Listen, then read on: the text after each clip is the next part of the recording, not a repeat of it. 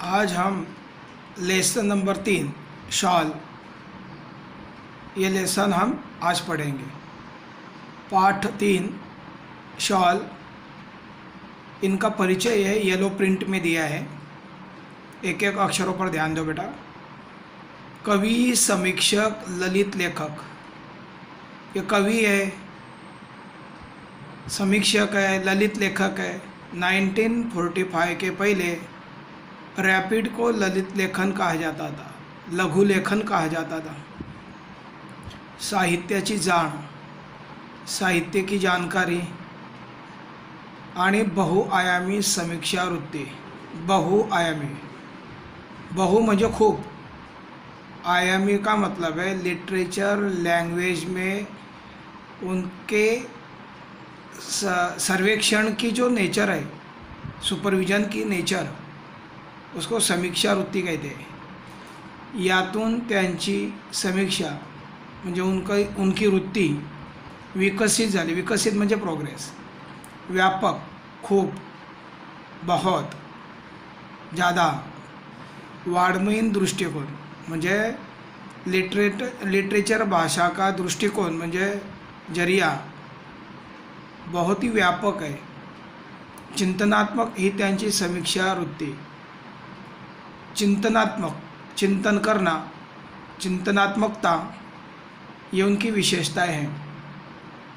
त्यांच्या समीक्षाविषयक लेखनाची 30हून अधिक पुस्तके आहेत। म्हणजे इस बारे में 30 से ज़्यादा म्हणजे 30 से अधिक म्हणजे ज़्यादा किताबें हैं। साहित्य आणि सामाजिक संदर्भ, साहित्य और सामाजिक संदर्भ म्हणजे माहिती उन किताबों में दी है।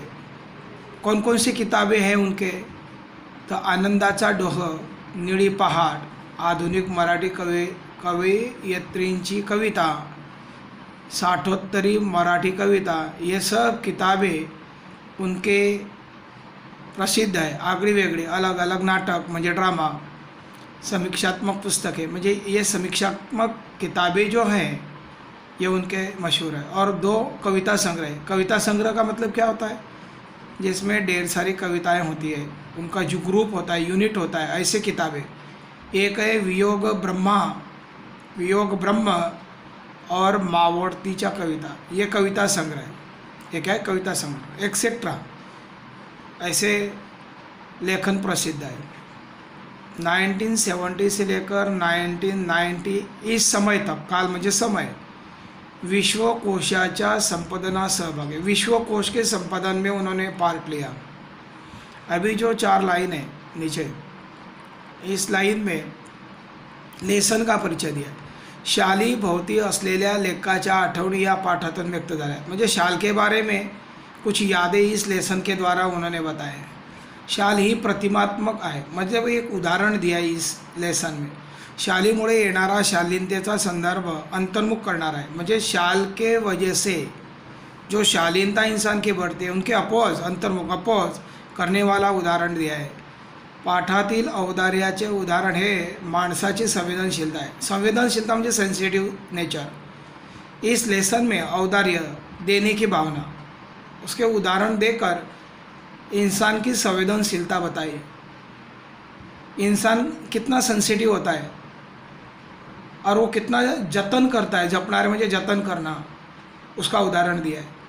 वस्तूंच्या संदर्भातील आठवणीचे मोल।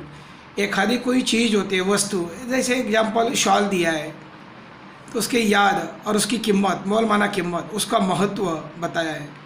कोणत्याही निर्जीव वस्तूशी निगडित असलेले संदर्भ, कोई भी निर्जीव वस्तु से निगडित संबंधित संदर्भ मानवी जीवनात तरल। मानवी जीवन में वो बहुत ही क्लियर दिखाई देते हैं, मैंने क्लियर हम उसको भावना, कल्पनाओं को रख सकते हैं। वस्तूंशी निगडित, वस्तूं से संबंध में किती आठवण असो, कितने भी यादें हो, अथवा किंवा प्रसंग हो, समय हो, त्याचे मानवी संदर्भ यथार्थाने महत्त्वाचे। म्हणजे मानव के जीवन में उसका महत्व निश्चित ठहरता है, निश्चित होता है। अब ये जो परिचय है, इसे हमें लेसन का मतलब समझ में आता है कि लेसन में शॉल के बारे में, शॉल के विविध प्रकार, उपयोग, यूज़ हमें इस लेसन के द्वारा बताएं। अब एक एक लाईन देखते हैं. एकदा मी पु ल देशपांडे यांच्याकडे काही एक निमित्ताने गेलो होतो. शांति से देखो कि आपको बार बार एक एक शब्द पूछने की ज़रूरत नहीं पड़ेगी. मैं एक एक शब्द का मीनिंग बताता हूँ. एकदा मी, एक बार मैं, पु ल देशपांडे, पुरुषोत्तम लक्ष्मण देशपांडे, ये राइटर का नाम है, यांच्याकडे काही एक निमित्ताने, निमित्त माना वजह, गेलो होतो. मतलब मैं, लेखक कहते हैं, राग जाधव 1932 को जन्म हुआ है, 2016 को उनका मृत्यु हुआ है. राग जाधव कहते हैं कि एक बार मैं पु ल देशपांडे इनके घर कुछ वजह गया था.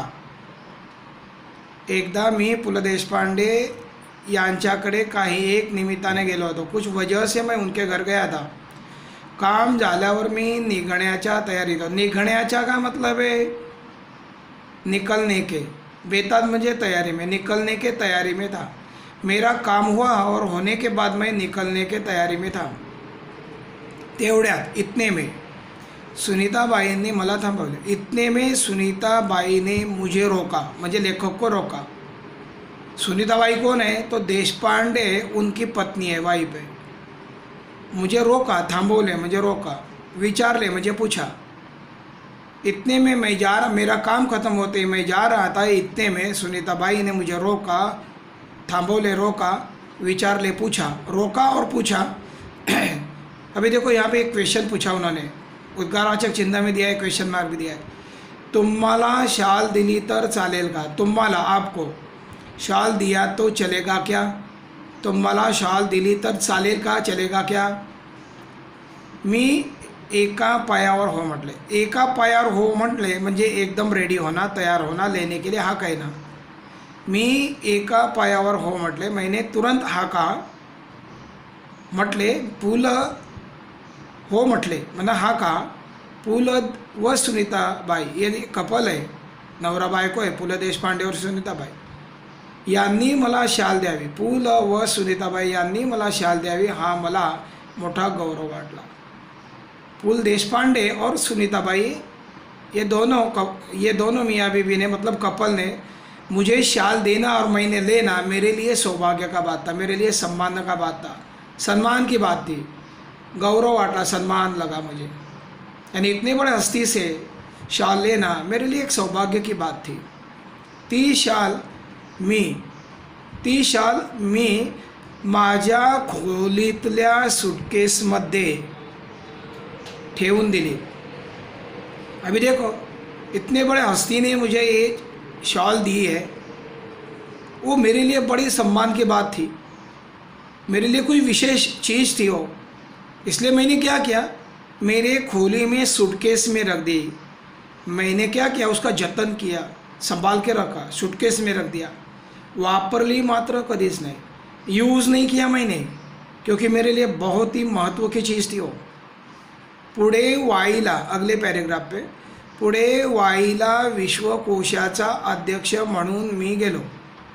पुढे वाईला, वाई सातारा जिले का ये छोटा गांव है, वाई प्लेस है ये. पुढे वाईला विश्वकोशाचा अभ्यास. विश्वकोश जैसे हमने 8वीं 9वीं में पढ़ा है, विश्वकोश, शब्दकोश. विश्व शब्दों का, शब्द उत्पत्ति का जो डिक्शनरी होती है, जो संग्रह होता है, यूनिट होता है, इसके स्टडी के लिए मैं चीफ बनकर गया. पुढे वाईला विश्वकोशाचा अध्यक्ष म्हणून मी गेलो. विश्वकोश के स्टडी के लिए चीफ बनकर मैं वहाँ गया. तिथे नदीकाठच्या प्रज्ञशाला, वहाँ नदी के किनारे, कृष्णा नदी के किनारे प्राज्ञशाला, मतलब कि वहाँ पे प्राज्ञशाला का मराठी में अर्थ होता है कृष्णा नदीच्या काठी वाई मुक्कामी असलेले ग्रंथालय. कृष्णा नदी के किनारे पर एक, वाई प्लेस के नदी के किनारे पर एक लाइब्रेरी थी, और उस लाइब्रेरी में शब्दकोश का एक बहुत ही बड़ा एक ये था, मीटिंग था, स्टडी करने के लिए वहाँ सम्मेलन था, और वहाँ पे मैं चीफ बनकर गया था. और वो कहाँ था, कृष्णा नदी के किनारे पर ये लाइब्रेरी थी. वहाँ पे मेरी एक रूम थी, खोली म्हणजे रूम, वो खोली तो उस रूम में मी राहत असे, वो खोली में मैं रहता था। खोलीच्या वापस बताता हूँ, प्राज्ञशाला। मुझे पक्का विश्वास है कि कुछ बच्चे ये पूछेंगे और मैं 2 बार बताने के बाद पूछेंगे वो बुद्धू बच्चा है। प्राज्ञशाला का मतलब है कृष्णा नदी के किनारे पर एक, वहाँ पे प्लेस में एक ग्रंथालय था, और वो ग्रंथालय में शब्दकोश का स्टडी करने के लिए वहाँ हर एक को एक अलग अलग रूम दी थी। वहाँ मैं भी आया था, वहीं में कृष्णा नदी के किनारे पे वो प्राज्ञशाला थी। वहाँ पर एक रूम में मुझे एक रूम दी गई थी, उसमें मैं रहता था। खोलीच्या दक्षिणेकडे, दक्षिण का मतलब होता है साउथ साइड। वो जो रूम थी उसकी साउथ साइड थी, वहाँ पे खिड़कियाँ थी, उस रूम की खिड़कियाँ साउथ साइड में थी, और उस खिड़की के कुछ दूरी पर नीचे नदी का बहाव था, कृष्णा नदी का बहाव था। और वो खिड़की के नीचे ही एक घाट था। अतः घाट मतलब क्या होता है? घाट मतलब पानी तक उतरने के लिए सीढ़ियाँ बनी होती है। जैसे गणेश घाट होता है, गणपति विसर्जन के लिए पानी में उतरने के लिए डायरेक्ट पानी में तो जम देंगे नहीं, और पानी तक पहुँचने की सीढ़ियाँ बनी होती है किनारे पर, वो सीढ़ियों को घाट कहते हैं। दक्षिणेकडील खिडक्या कृष्णा नदीच्या चिंचोळ्या प्रहावर होत्या। आता वहाँ जो मेरी खिड़की थी रूम की, वो साउथ तरफ थी, नदी के तरफ थी। वहाँ नदी का एक किनारा था मेरे खिड़की के बाजू में, साउथ साइड में। नदीच्या चिंचोळ्या, चिंचोळ्या का मतलब है छोटा प्रवाह, छोटा, चिंचोळा माना छोटा, बारीक प्रवाह, पानी का बहाव। वो कृष्णा नदी के पानी का छोटा बहाव था, होत्या म्हणजे था। थंडीच्या दिवसात, विंटर के दिन थे, सर्दी के दिन थे, पर ठंडीच्या दिवसात, ठंडी के दिनों में, सर्दी के दिनों में एक बाई माना एक लेडी, एक महिला उस नदी के किनारे पर आई थी। माझ्या खिड़की खाली, मेरे खिड़की के ही नीचे जहाँ पे वो नदी का किनारा था, वहाँ घाट बना हुआ था, वहाँ पर वो आई हुई थी। खिड़की खाली घाटाच्या छोट्या तटावर, तट म्हणजे वो नदी का किनारा। वो लेडी थी, बाई, माझ्या खिड़कीच्या, मेरे खिड़की के नीचे जहाँ जो घाट बनाया था पानी तक उतरने के लिए, जो सीढ़ी बनी हुई थी, वहीं पर वो किनारे पर तिचे छोटे मूल, उसका छोटा बच्चा एका टोपलीत, बाम्बू के बारीक काड़ी की टोपली बनी जाती है। हमारे आज भी किसान भाई उसमें रोटी रखते हैं।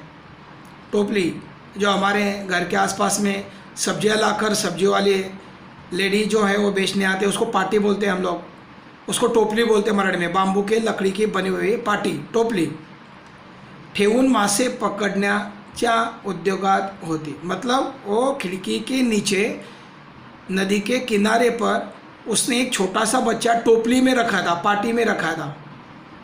पाटी में रखकर मासे, मासे म्हणजे फिश, पकड़ण्याच्या उद्योगात होती।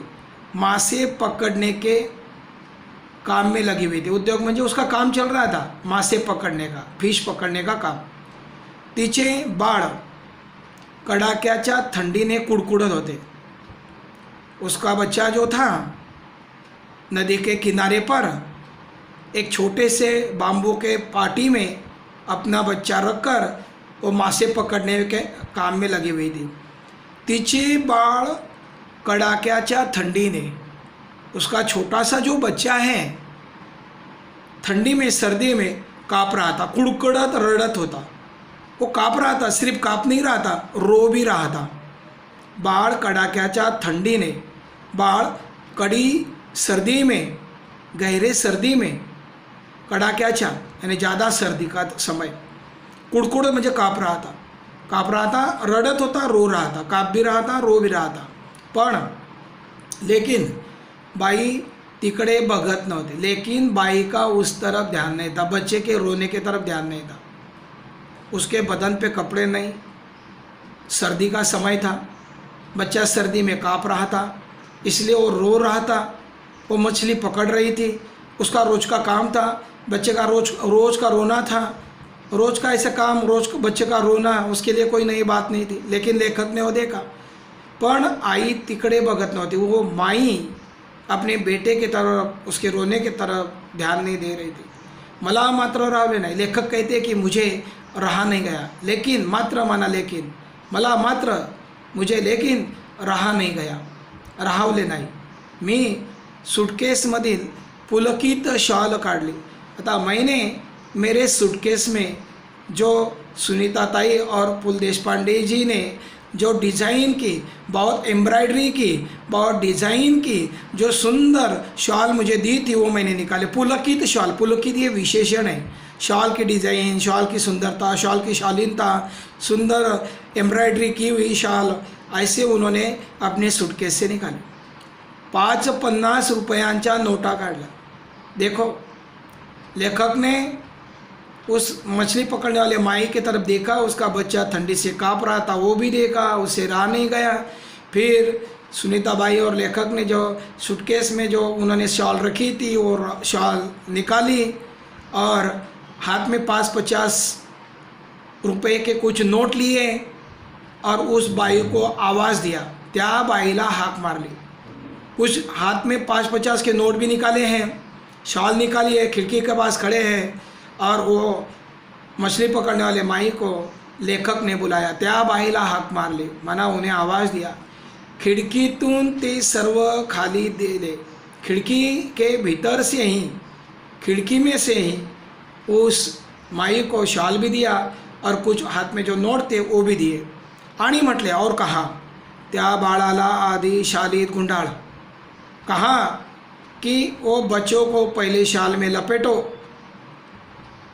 शाल में उसे लपेटो, उसको शाल में गुंडाळून टाका, त्याला थंडी वाटत आहे आणि मग मासे पकड़त बे. मतलब कि पहले उसके ऊपर शाल डालो, उसको शाल लपेट लो, फिर बाद में आप मछली पकड़ने का काम करो. या घटनेची ऊब पुलकित शालीच्या उभेपेक्षा अधिक है. अभी यहाँ पे शाल के पीछे और क्या अर्थ होता है, शाल देने के पीछे क्या अर्थ है.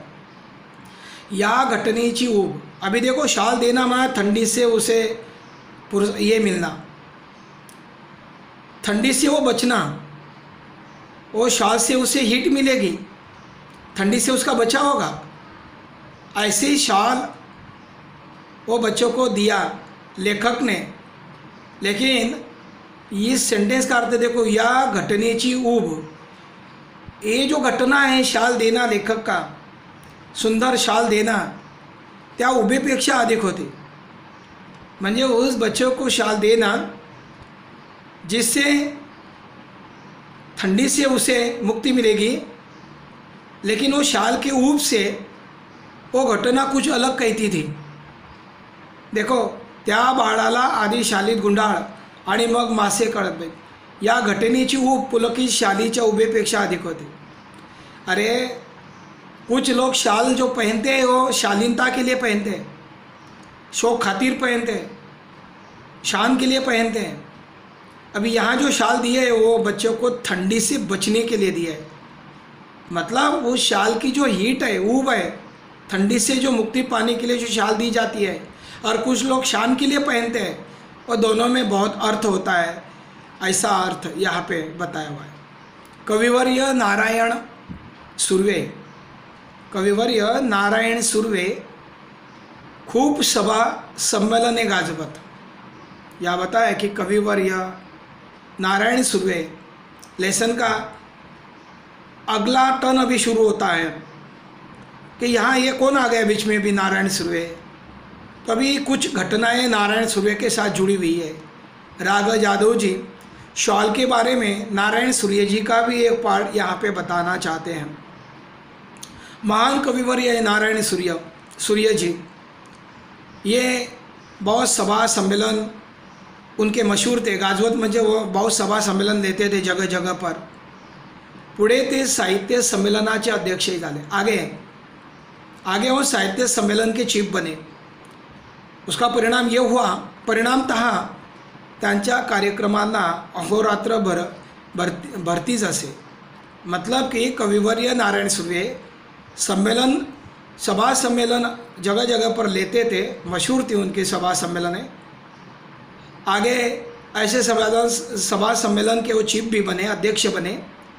उसका परिणाम ये हुआ कि अनेक कार्यक्रम में अहोरात्र बहुत भीड़ होती थी उनके भरतीच होना म्हणजे उनके सभा सम्मेलन में अहोरात्र म्हणजे दिन रात्र लोगों की भीड़ होती थी. प्रत्येक कार्यक्रमात सन्मानाची शाल व श्रीफळ त्यांना मिळत राहे.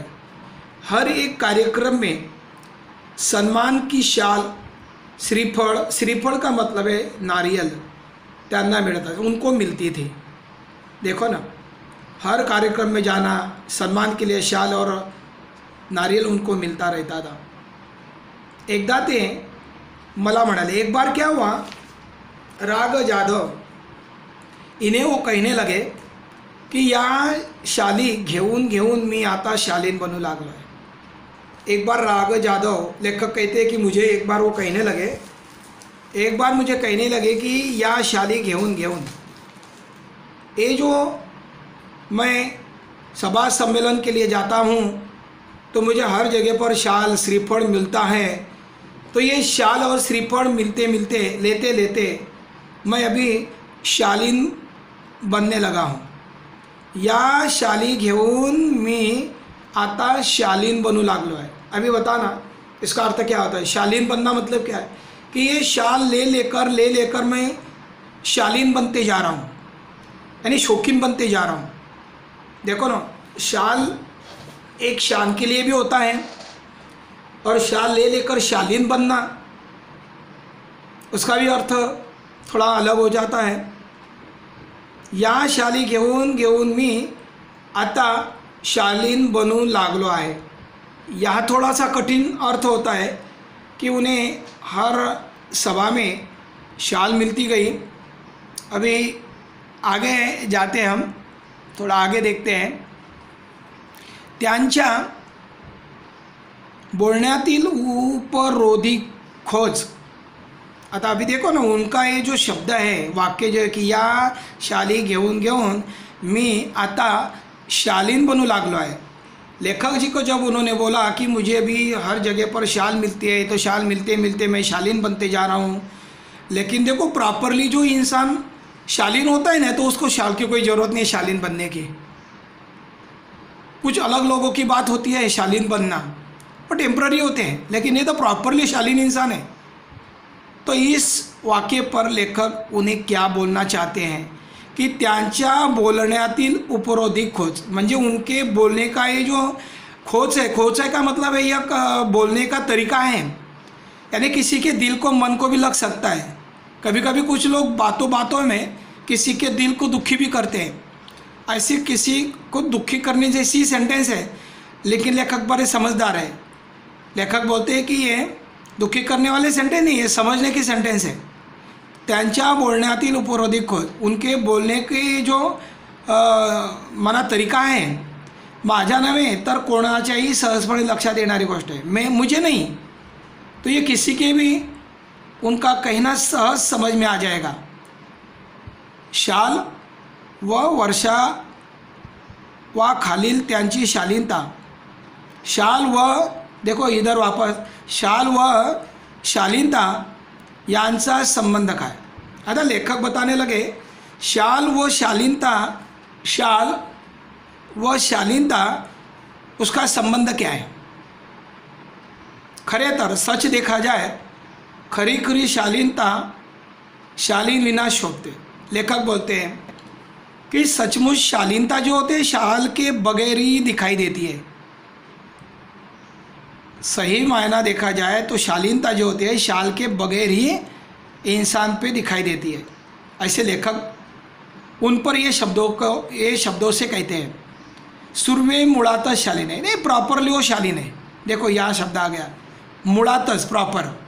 सुरवे मुळातच शालीन, शालीच्या वर्षावाखाली त्यांची शालीनता कधी हरवली नाही. मतलब कि नारायण सुर्वे प्रॉपर शालीन है, तो शाल के बगैर भी जब वो शालीन है तो शाल से उनको शालीन कहना, ये मैं नहीं समझता हूँ कि शाल से वो शालीन बनते जा रहे हैं.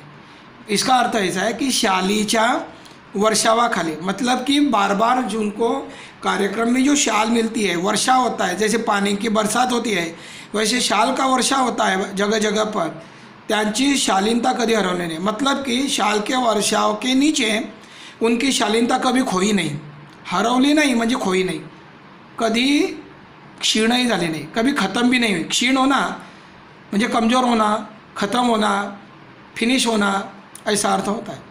मी कवि वर्यांना म्हटले, मैंने कविवर्यों को कहा, कवि को कहा, शालीमुळे शालीनता येत असेल तर मी कर्जबाजार होईल है।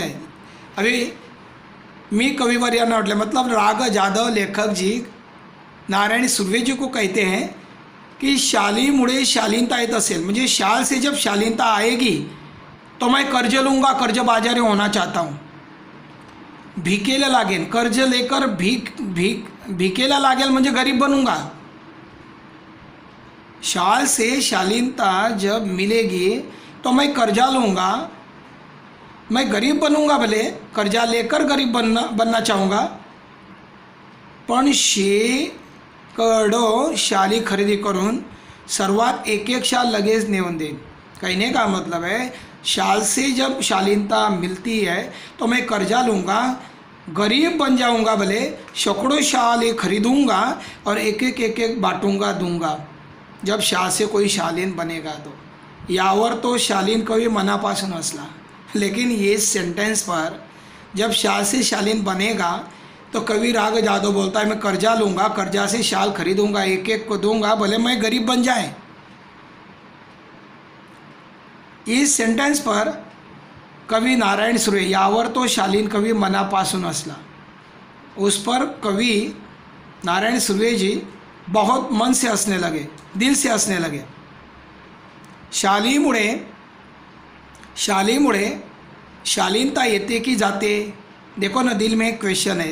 राग जादव बताने लगे शाल से शालीनता आती है क्या जाती है, शालीमुळे शालीनता येते की जाते, या प्रश्नाचे माझे उत्तर जाते असेच आहे। लेखक खुद को सवाल कर रहे हैं, खुद जवाब दे रहे हैं की शालीमुळे शालीनता येते की जाते, या प्रश्नाचे उत्तर आहे जाते, मतलब जाते ये उत्तर आता है, असेच आहे, ऐसा ही आहे। सन्मान करण्याच्या रूपाने आपण खरे तर एक शालीन जग गमावून बसण्याचा धोकाच मोठा आहे। देखो ना, सम्मान करने के जरिए वजह हम सच खरे म्हणजे सच एक शालीन दुनिया को खो बैठे हैं और शालीन दुनिया को खोने का एक बड़ा धोखा निर्माण हुआ है। सम्मान करने के वजह से सच देखा जाए तो इस शालीन दुनिया को खोने का एक बड़ा धोखा तैयार हुआ है। यहाँ तक बेटा ये लेसन हम लेंगे और अगली बार आगे अगला 2-3 पैराग्राफ अगले पीरियड में लेंगे। इतना काफ़ी है। एक एक सेंटेंस मैंने बताए हैं, एक एक शब्द का मीनिंग बताया है। जब का कोई शब्द का मीनिंग नहीं आए तो मैं बाद में आपको ये शब्द मैं लिख के एक कागज़ पे भेज दूंगा, जिनको भी कोई डिफ़िकल्टी रहेगी। नेक्स्ट पीरियड में अगले पैराग्राफ से देखेंगे। मार्क करके रखो, मी 2004 साली यहाँ पे मार्क करके रखो। इस लाइन से हम अगले पीरियड में जाएंगे।